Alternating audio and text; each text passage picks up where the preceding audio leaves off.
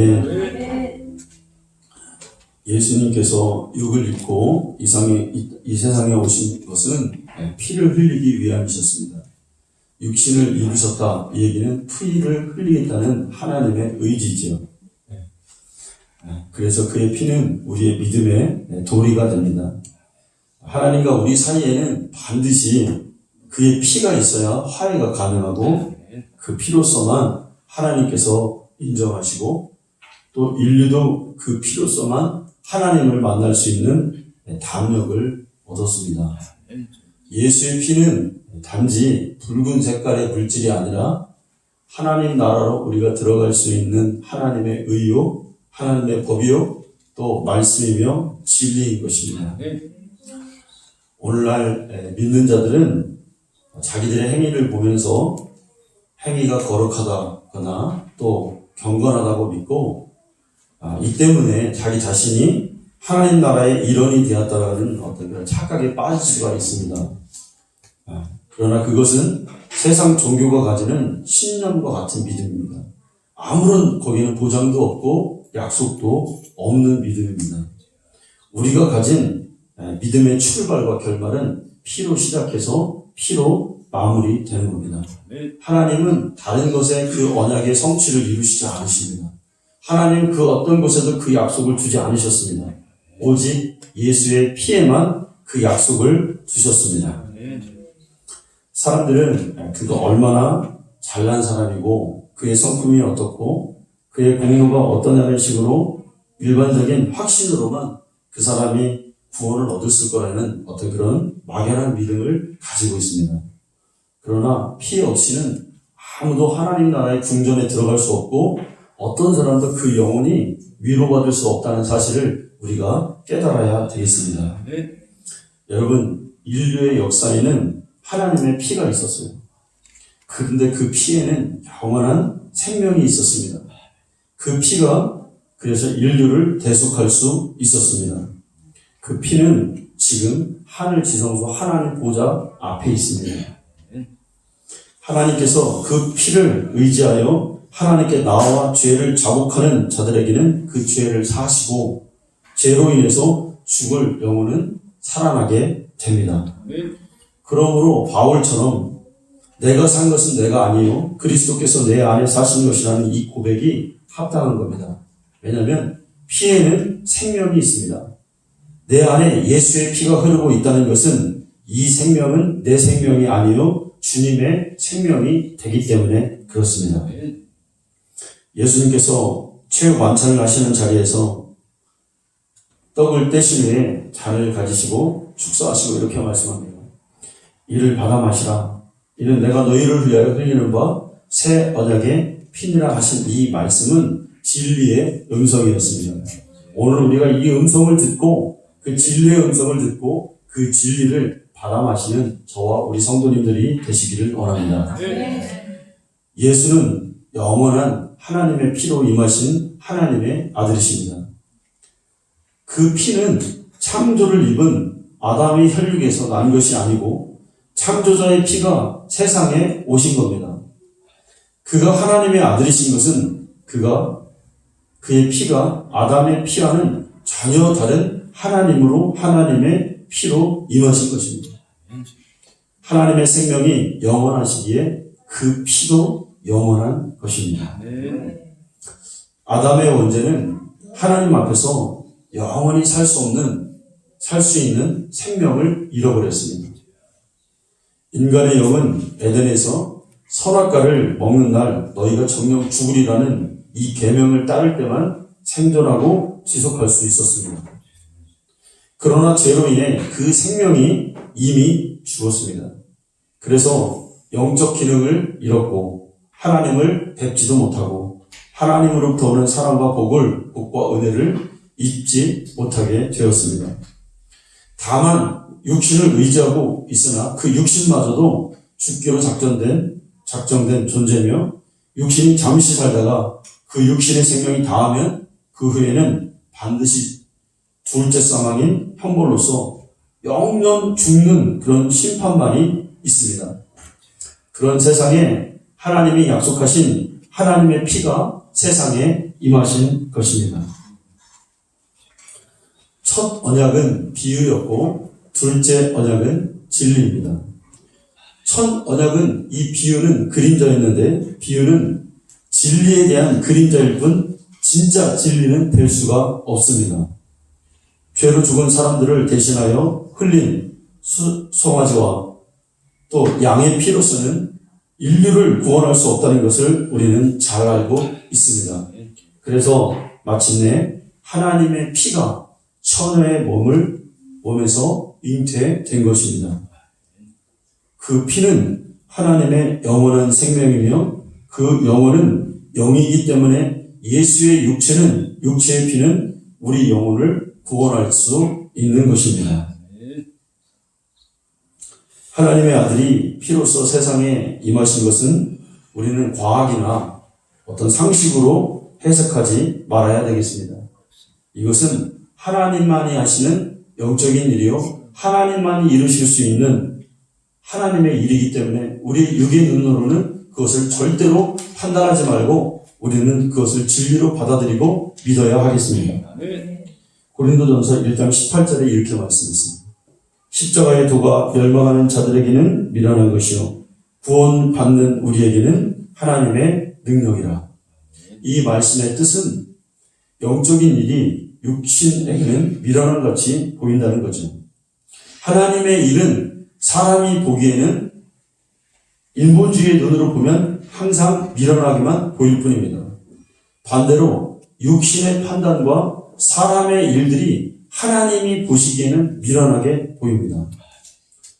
여러분, 우리가 정말 잘 깨달아야 될 것은 언제든지 인본주의의 인간은 하나님이 하시는 일을 옳다고 말한 적이 한 번도 없었다는 겁니다. 육체의 정욕으로 판단하여 하나님이 하시는 일을 모두 거역하고 반대해왔을 뿐입니다. 우리의 믿음은 인간 세계의 이치를 말하는 것이 아니라 하나님의 일을 말하고 그의 일을 믿는 것입니다. 만약 우리가 예수의 피가 하나님의 피라는 사실을 믿는다면 이는 물리적 가치로가 아닌 어떤 생명으로 믿고 이를 눈으로 볼 수 없는 영으로 하신 일임을 믿어야 하겠습니다.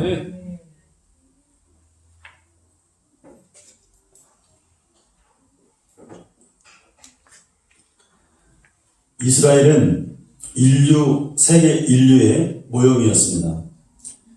우선 그들에게 율법이 요구하는 피의 제사를 통하여 생명이 하늘로부터 오는 것임을 하나님은 그들을 통해서 알게 하셨고 그 생명을 사모하게 하셨으니 그들은 나타나실 보혈의 선지자들이었습니다. 그들에게 피가 없이는 호흡할 수도 없었고 가족에게로 돌아갈 수도 없었고 거룩한 자들과 함께할 수도 없었음을 알게 하셨습니다.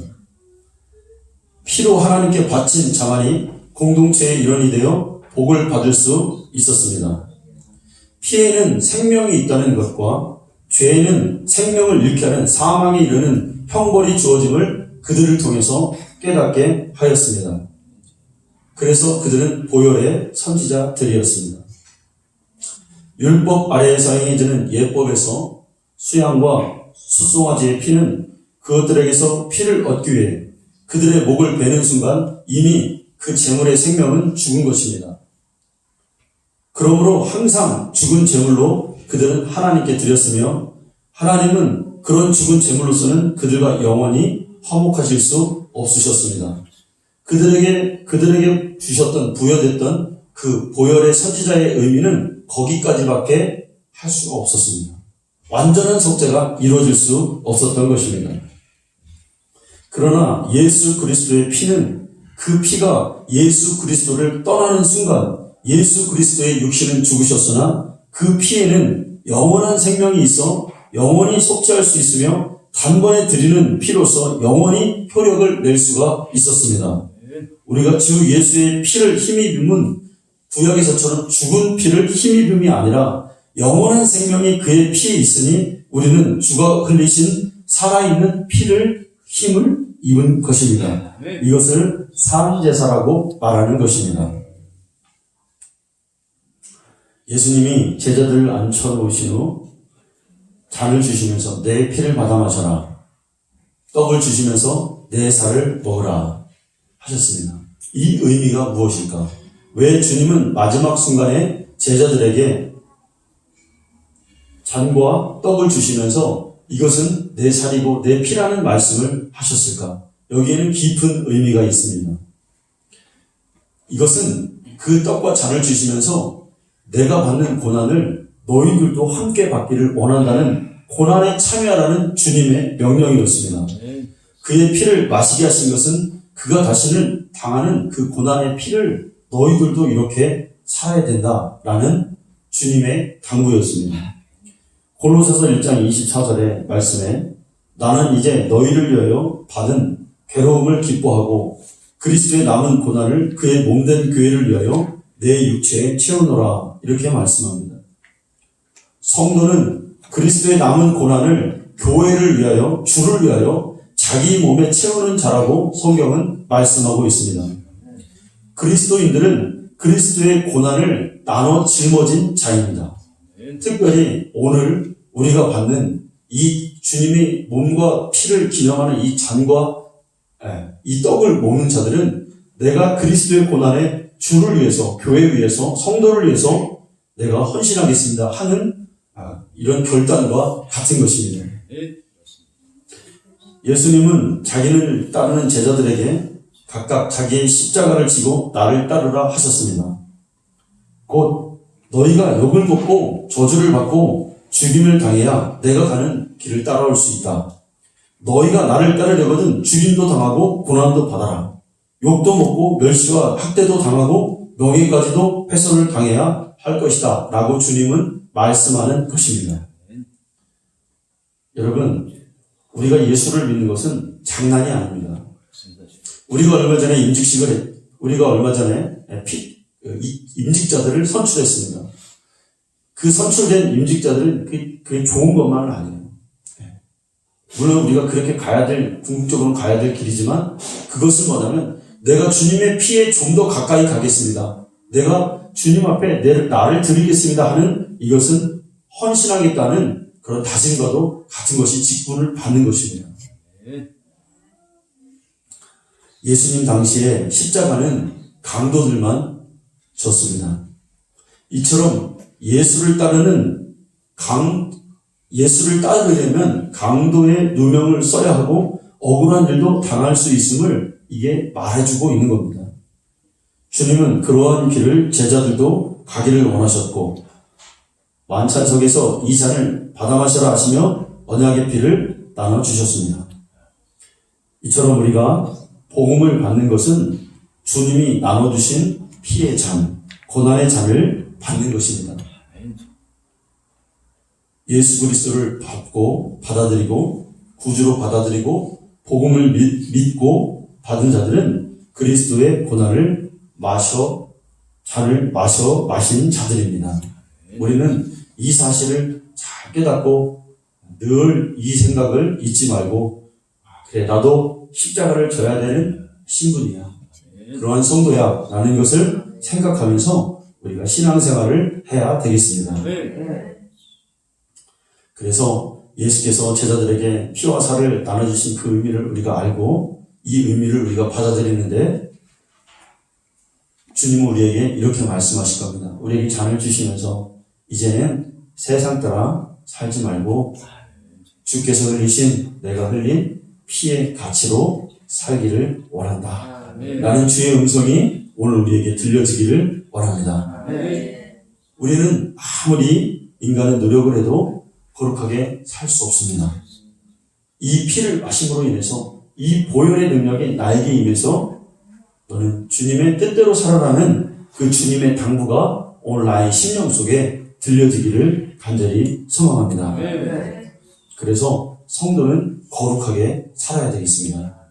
우리는 물로 씻은 자들이 아니라 하나님의 아들의 피로 씻김을 받은 자들입니다. 자신들의 영혼이 주의 보혈로 깨끗해졌고 하나님의 섭리를 이제는 이해하며 하늘에서 시작한 모든 일에 감사하고 동참하기 위해서 우리는 거룩해져야 하겠습니다. 내가 잘 먹고 잘 살기 위해서 거룩해지는 게 아니라 하나님의 영광을 위해서 우리는 거룩한 자가 되어야 될 줄로 믿습니다. 그래서 이제는 세상의 친구들과 사람 따라가지 않고 오직 진리를 쫓아 살고 거룩한 주의를 지키는 겁니다. 또한 성도들과 거룩하게 교제하고 교통합니다. 교회의 성스러운 모임에 열심을 가집니다. 이것이 보혈의 능력입니다. 이로써 영이 산 것을 알고 작은 모임이든 큰 모임이든 하나님 나라를 구하는 일에 열심을 냅니다. 이것이 주의 보혈의 능력입니다. 그리고 나에게 주님이 맡겨주신 직분과 나에게 맡겨주신 봉사와 사명을 내가 힘 닿는 데까지 열심히 주님 위해서 헌신합니다. 이것이 보혈의 능력입니다. 세상의 사치와 문화와 안목의 유혹들이 많지만 그 모든 것을 능히 이제는 거부합니다. 오직 진리와 함께 기뻐하는 그 열심이 또한 보혈의 능력입니다. 모든 불의와 탐욕과 의심의 유혹을 깨치고 산 소망을 가지고 나를 부인하고 오직 성령의 인도하심을 따라 살기를 결단하는 이 결단이 보혈의 능력인 것입니다. 성도는 말과 언어가 거룩해야 되겠습니다. 성도는 이제 무익한 언어를 버리고 하나님의 의를 구합니다. 하나님의 이름을 부르며 그에게 감사하는 말을 합니다. 이것이 보혈의 능력입니다. 우리는 이제 저속한 언어를 버리고 영적이며 신령한 향기를 품는 언어를 말해야 하겠습니다. 하늘에서 사용되는 사람의 영혼을 살리는 데 사용되는 진리와 복음을 말하는 것, 이것이 보혈의 능력입니다. 예수 믿기 이전에 나의 언어, 예수를 믿은 이후의 언어가 어떻게 다른가? 믿기 전에는 나를 생각해 볼 때 내 입에서 나오는 언어는 사람의 영혼에 감동을 주지 못했습니다. 비록 그들을 즐겁게는 했을지라도 그들로 죄를 버리고 세상 문화를 등지고 교회로 발을 돌리게 하는 언어를 사용하지 못했습니다. 그러나 이제 예수를 믿은 이후로는 나의 입술이 거룩해져 한마디 한마디가 거룩하며 생명력이 있고 영역이 있습니다. 신령한 언어를 사용할 줄 아는 성도, 이것이 보혈의 능력입니다. 믿기 전에는 귀신들을 꾸짖는 능력은 그런 언어가 나에게는 없었습니다. 귀신을 저주할 수 있는 그런 언어가 없었습니다. 병마를 몰아낼 수 있는 하늘의 권세를 가진 언어가 없었습니다. 그러나 믿음 이후에는 이제 악한 영을 저주하고 귀신을 몰아내는 권세를 얻는 나의 입술에 권세와 언어가 생겼습니다. 이것이 보혈의 능력입니다.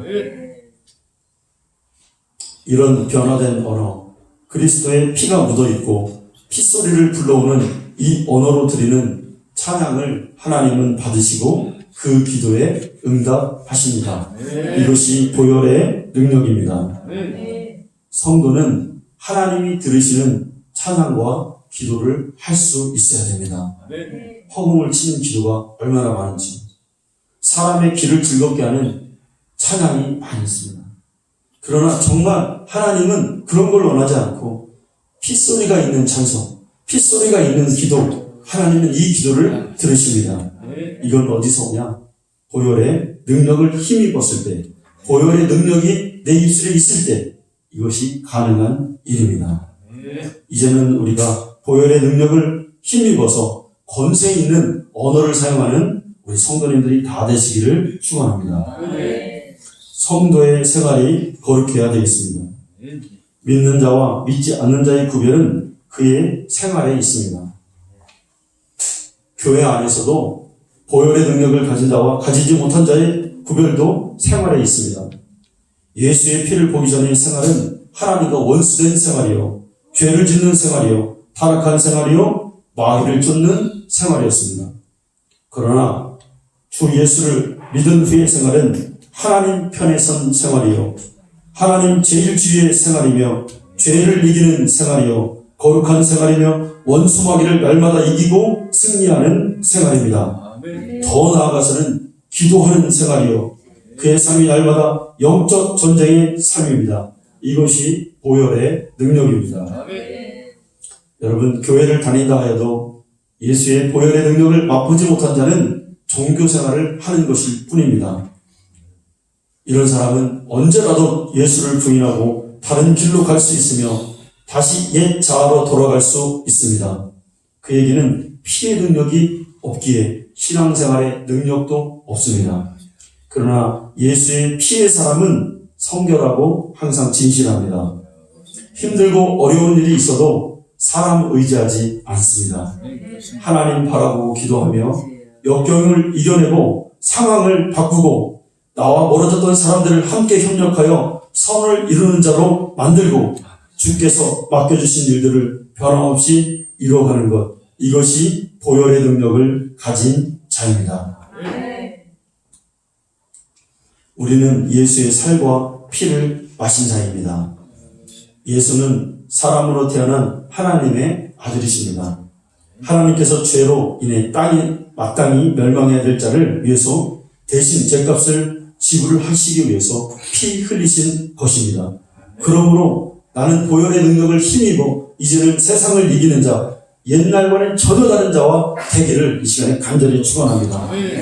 이렇게 자기의 피를 흘리셔서 죄의 값을 대속하신 이가 당연히 피로 값주고 산 자를 자기 안에 두셨습니다. 이것이 교회입니다. 우리는 다 우리들 심령 속에는, 우리들 영혼 속에는 그 피가 다 붙어 있습니다. 그래서 교회를 우리는 그냥 교회라 하지 않습니다. 예수 교회, 피의 교회. 교회가 이 세상에 있는 그 어떤 공동체보다 값진 것은 세상에 있는 금이나 은으로 산 것이 아니라 하나님의 피로 샀었기 때문에 그렇습니다. 그래서 세상의 권세가 교회에 대한 도전은 항상 예수 피에 대한 도전이라는 사실을 우리가 알아야 하겠습니다. 오늘 성찬식을 하는 이유는 뭡니까? 우리는 예수 피로 산 한 공동체다. 우리는 예수 피의 사람이다. 우리는 예수 피를 마심으로 인해서 한 우주적 교회 안을 이룬 예수 안에 있는 자들이다 라는 사실을 다시 한번 확인하는 자리입니다. 그러므로 예수의 피를 먹고 그 살을 먹는 자들은 오늘 모든 꺼리낌을 버리는 것이요, 내가 이제 다시 하나님 안에서 새로운 피조물이라는 것을 다시 확인받는 것입니다.